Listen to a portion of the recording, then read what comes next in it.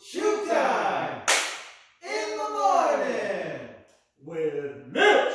Ladies and gentlemen, welcome to yet another wonderful episode of Shoot Time in the Morning with Mitch.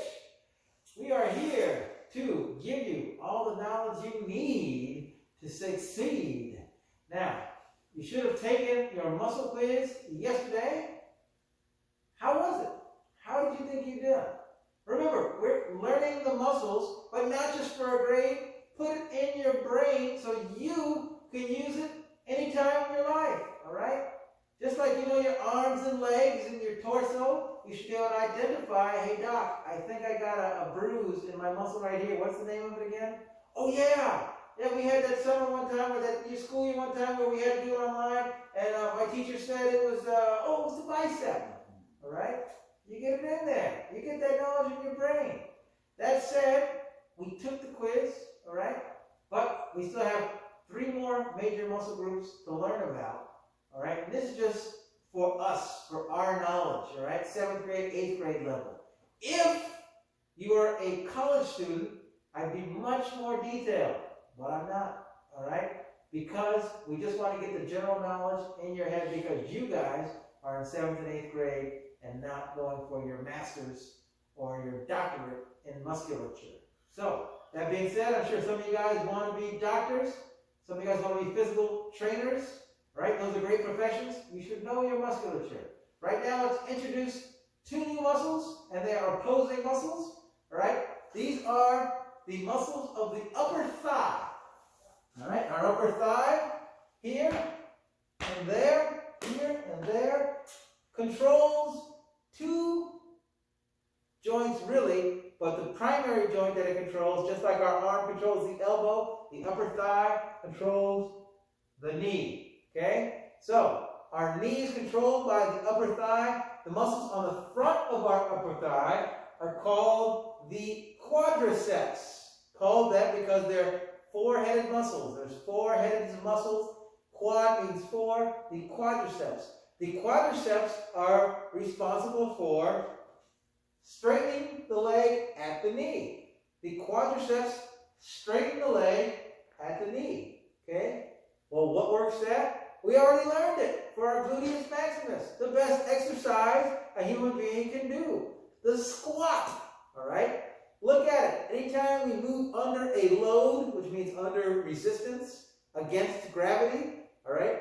The muscle that works that specific joint movement is being trained or worked.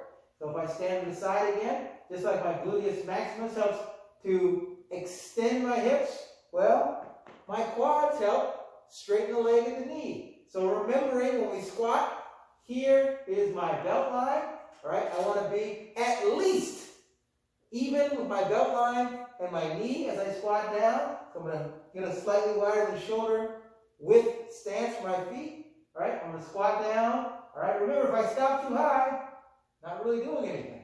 Okay, I want to come all the way down, nice and even, and then come back up. Belt line, knee. All right, if I look at the mirror, you guys can't see, but there's a mirror over here. If I look at the mirror, I come down, and if it's even, I'm good to go. If I'm still a little high, I'm not getting down low enough.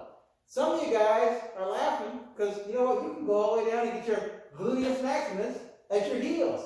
And that's perfect. That is exactly how low you want to go.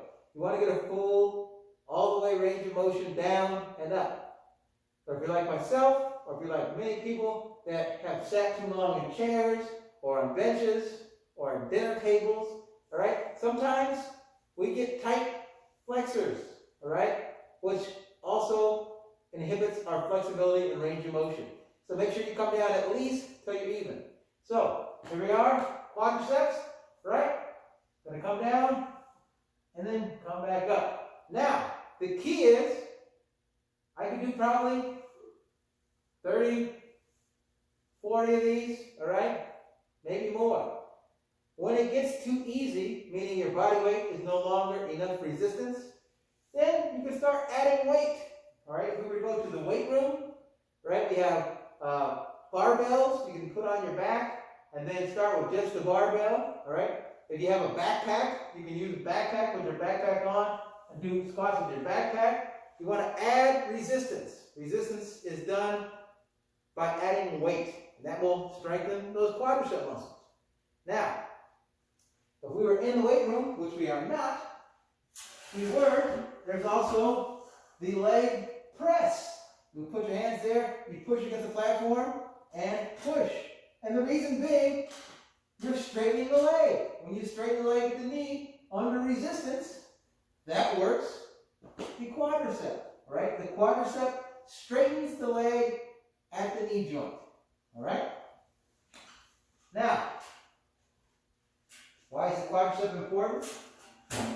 Well, all leg muscles are important. But think about it. When you jump, right, you're straightening the leg at the knee, right? So everything else is working in collusion, but if you have strong quads, you can get a lot of power and you're jumping and you're sprinting. So, very important. Quadriceps, very important. Also, every time you pick up something heavy, you should use your legs to pick up heavy stuff, right?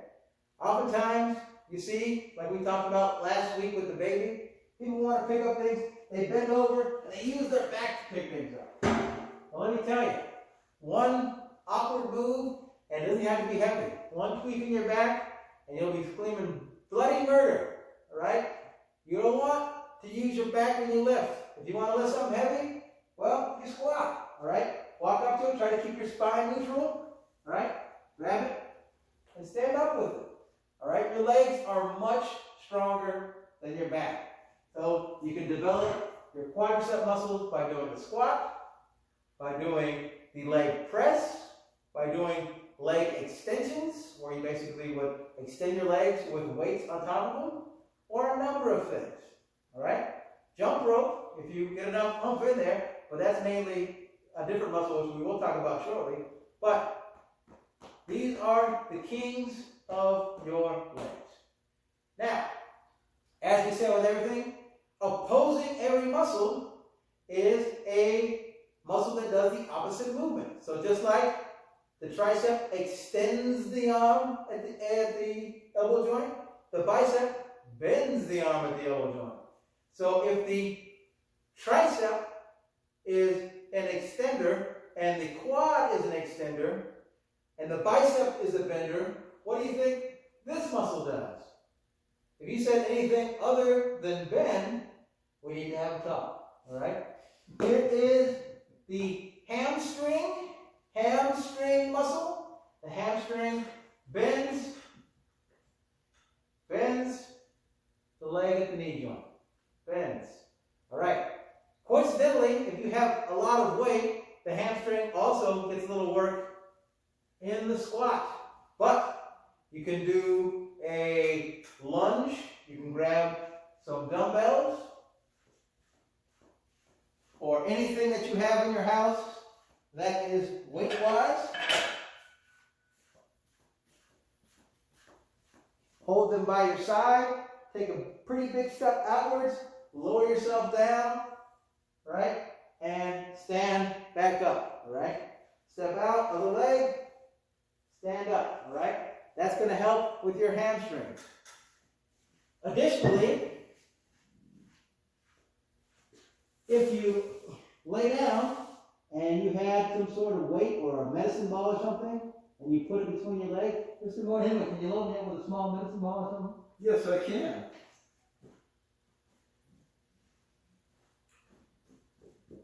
Thank you, sir. Have some weight there, and you bring your legs back with a bend, all right? That is going to work your hamstrings as well, all right? Because remember, we're adding weight to our motion. This is the flexing motion of the knee at the knee joint, and that will create resistance and will allow us to build our hamstring muscles under load. Now, the more you get, the stronger your hamstrings will get. But, as with everything, we want to operate with small incremental steps of improvement. All right, so don't start going with the heaviest weight possible. Start by getting the form, and start by getting a little bit of weight that you feel comfortable with. Once you feel comfortable, add the smallest amount possible each time you go. So, hamstrings are on the back of the quadriceps. Here's the quadriceps, right? Straighten, hamstrings, then bring it back. All right. I've got a question for you guys. Interesting question. Yeah. If you came across $1 million and it was yours, just as a free gift, you got $1 million. I'm interested. What would you guys do if you had $1 million? Mr. Shoemake, what would you do?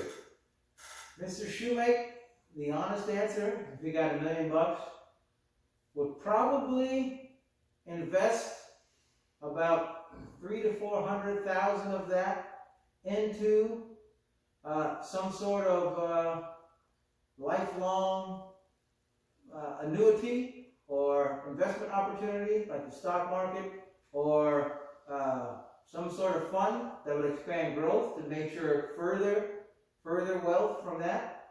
I would probably take another 200,000 to 300,000 and put it away for a rainy day, and then I would probably take the rest and pay off any bills that my mother, myself may have, and then enjoy maybe about 15 to 20% of it, have a good time, but I'd save the rest for later, because nothing is forever. And if you go out and buy on $1 million, you go out and buy a nice car and a big house right away, well, guess what? That's what happens to a lot of professional athletes. They go out, they buy these things, and then, uh-oh, it's April 15th. The taxes are due, but I don't have any money because I spent it all on the stuff.